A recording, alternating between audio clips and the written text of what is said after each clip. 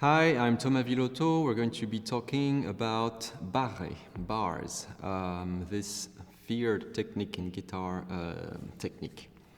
By now, you should be able to comfortably hold a full bar on all 6 strings.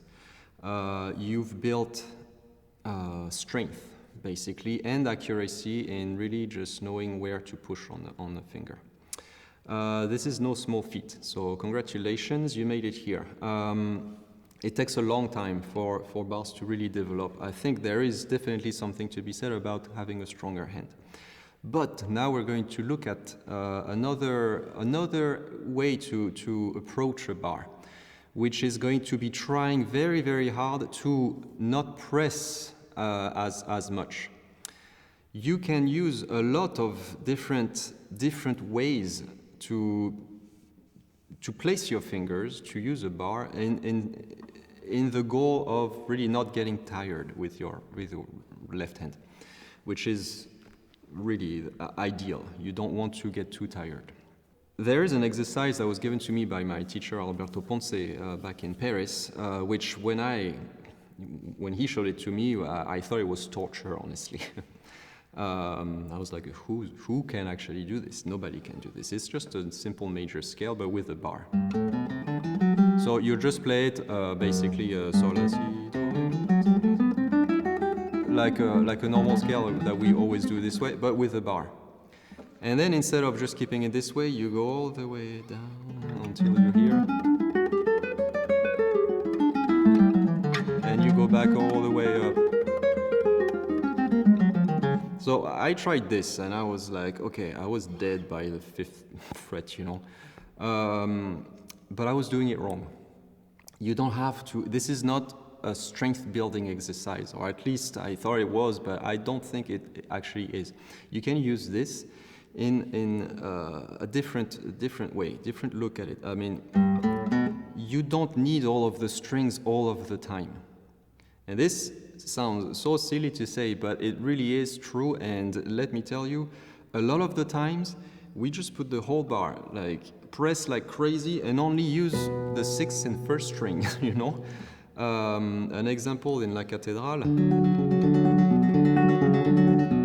This part here is always a problem for a lot of my students when they play this, and for me as well. When I was younger playing this, I really had to press very hard, no matter how. If you do it this way or this way. But the thing is, here you really need only the 1st string and then the 5th string, and sometimes the 5th string, not even the whole time. Here I don't need the 5th string. I need it here, but not here. You can release the tension and. You don't need this. If the 2nd string rings, that's fine, you know, but really you don't need to press on the middle of your finger. You need to be very mindful every time you put a bar down to play something, what string you actually need to play, to press down on. And you need to be able to decide exactly where you're going to press. If I need, you know, the 3rd string, I'll press like this, you know, and probably this one doesn't ring, right? So I don't press as much on the other strings. You press exactly where you need to press.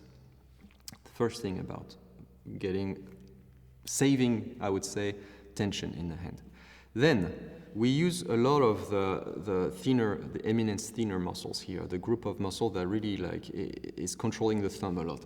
And we use this kind of clamp thing movement, and this is, you know, necessary, I would say, but not always. A lot of the times you can use your back here, your lateral muscles, you know, to really these pull. Like that, right? So you can actually pull.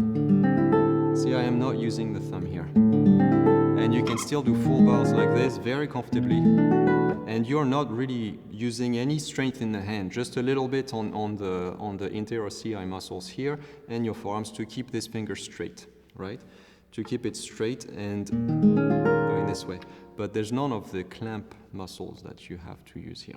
So if you use a combination of those two things, a lot of the times you can actually play a bar being quite relaxed. You use 50% hand muscles, 50% back muscles, and you got yourself a nice comfortable bar here, right? You add this with knowing where to actually press, and you can do this exercise.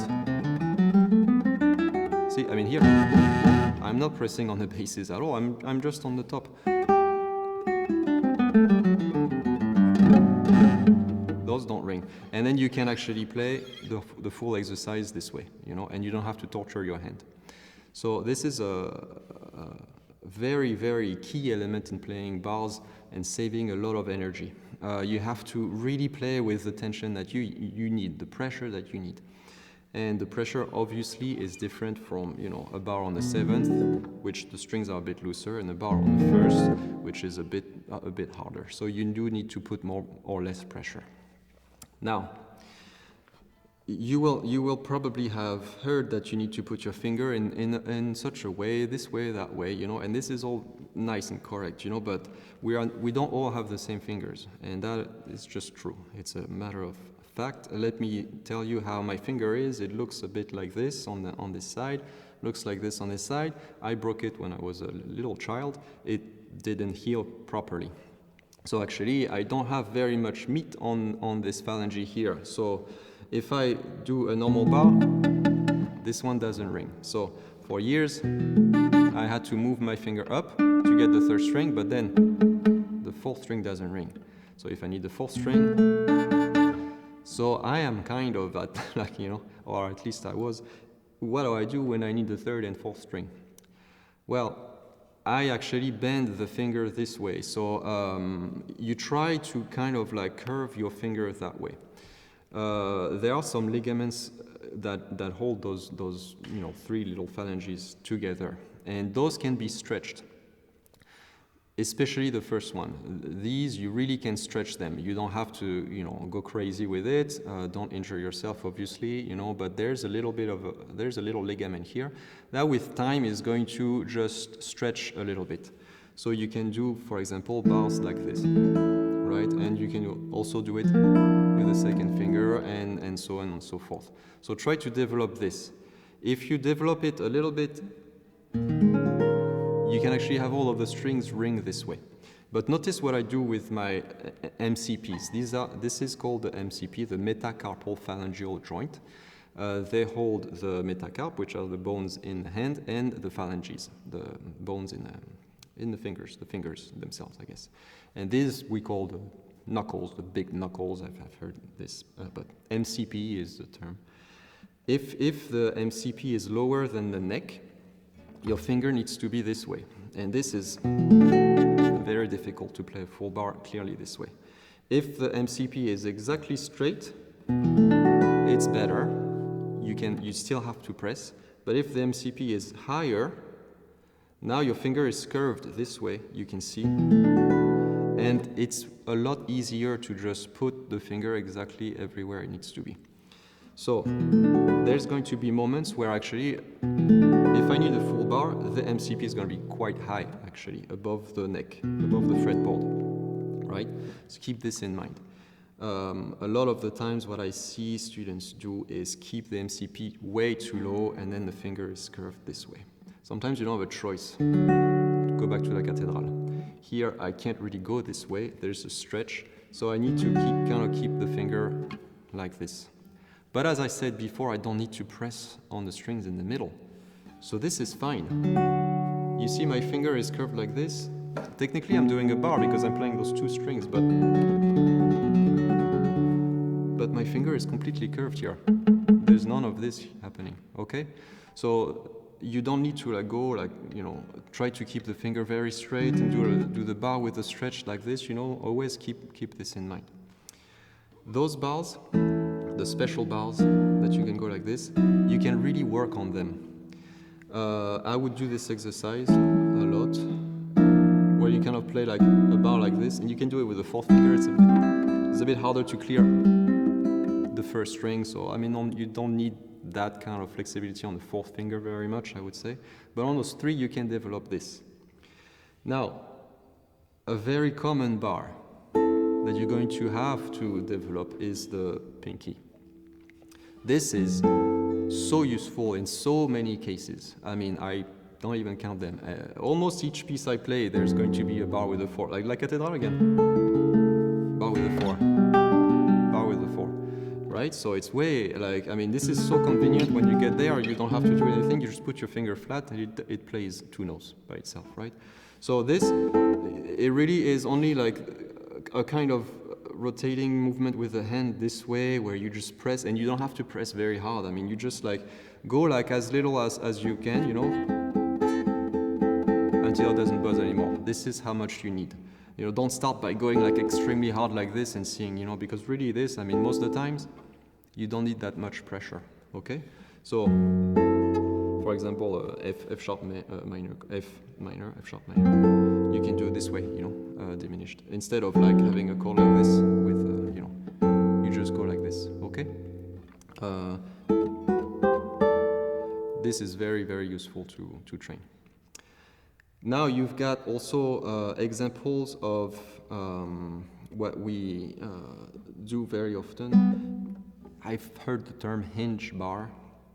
Don't really know who invented this. It's kind of like a hinge, I guess. You just put the finger this way. It's already ready to play, and then you'll go and put your other fingers down. This is useful as well. Sometimes, I mean, you'll have like something like this, right? When you have to kind of move and use the finger. So think about those things too. Here in the hinge bar, you really don't need to press at all, apart from just the first string, usually, or the first two strings, and then you move and you play, right? So usually it's going to be with this part here.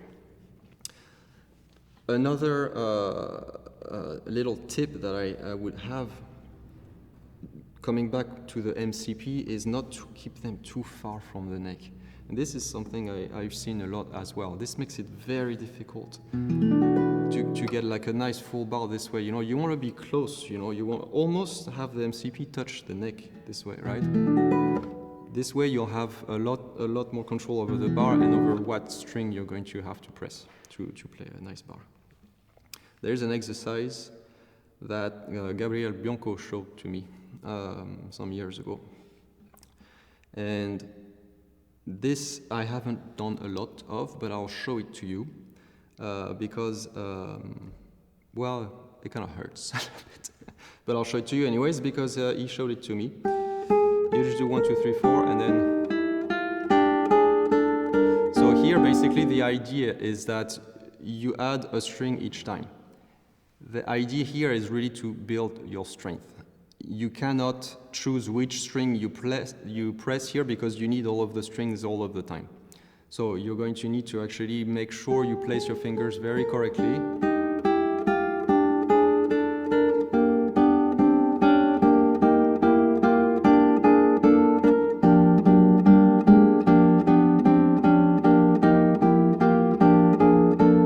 And the idea is that you go through all of the strings this way. You can do arpeggios.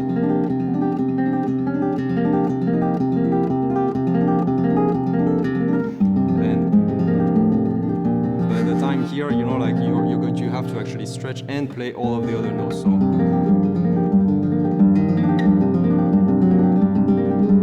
I'll try to finish it. If you arpeggiate everything like this, you have to stay longer, so it's even harder, right? So this is an exercise that I don't love, but you know, this is actually building strength. So I wanted to show it to you guys, courtesy of Gabriel Bianco. This about covers it, I think, for the most advanced bars. Keep an open mind, really decide exactly which strings you need. For most of the repertoire, that last exercise I showed, I don't need half that strength, and really like a third of that string even. I mean, you really don't need that if you know exactly which string you're going to use. Use your back. Use less of this, the hand muscles, basically, right? The thinner muscles. And then also decide where your MCP stand, you know, above, lower, etc. You know, this will give you a lot more like flexibility in your bars, a lot less tension. And I think by that stage, if you've built that strength, you know, and that good positioning, you can now think outside the box a little bit. Look at each case where you need a bar and really adapt it so that you use as little tension and strength as possible. That's the goal, really. So I hope this helped, and I'll see you around on tone bass.